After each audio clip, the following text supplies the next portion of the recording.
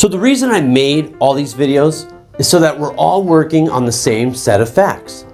And we're all not coming to conclusions based on what the media is feeding us. In this video, I will prove, 1, that the ordinances were not racially motivated and were in fact to keep the residents safe and to keep Manhattan Beach a residential community. 2, I will prove that the city had a park at the Bruce Beach location just 4 years later, that it did not sit vacant for 30 years, like most will tell you. 3, I will prove that the Bruce family was paid extremely well for their property. 4, I will show you that the Bruce Beach guests did not have to walk a half a mile or a mile or a mile and a half to get to the beach. In fact, they had to walk 20 yards to get to the beach, if at all. According to Black historian Allison Jefferson, the Bruce Beach was never even roped off. It was the property adjacent to Bruce Beach.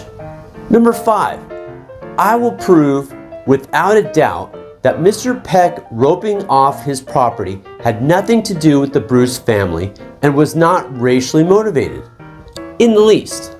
6, I will prove without a doubt that Mr. Peck was not a racist, unlike Dwayne Shepard would like you to think. Mr. Peck was actually a huge supporter of the black community. Number 7, I will prove the Bruces did not die penniless, like Mr. Shepard would like you to believe. They retired very wealthy. Number 8, I will prove that it was Harvey Bruce, the son of Willa and Charles, who spent their fortunes trying to survive the Depression. 9, I will prove that the statement, the Bruces would all be millionaires today if not for the condemnation, is the dumbest statement ever to be vocalized in modern history.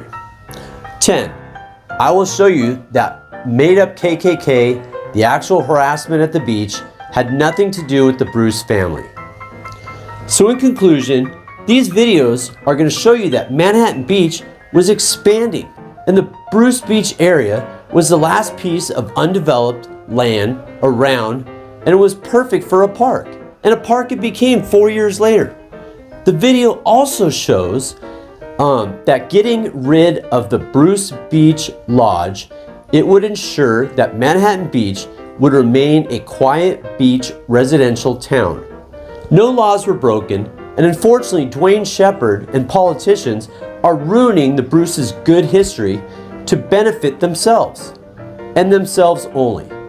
Why the city of Manhattan Beach is not being praised for allowing black beach ownership and for allowing a black-owned business which flourished during a time when no other beaches in California were doing so is beyond my comprehension. Manhattan Beach was the least racist city during that time. How common sense is not telling people this is pathetic. Politicians, mainstream media, local papers, and others are willing to destroy what should be a positive story into a story of hate just to further their careers is sad. To the residents of Manhattan Beach, all I can say is be proud of your past. Be proud that your city broke down barriers and was the very first in California to accept the black community while all other cities banned the black community. You have absolutely zero reason why you should apologize. The only apologies should be coming from the politicians like Bradford Hahn and others for ignoring historical facts and dragging your city's good name through the mud. I hope these videos help you guys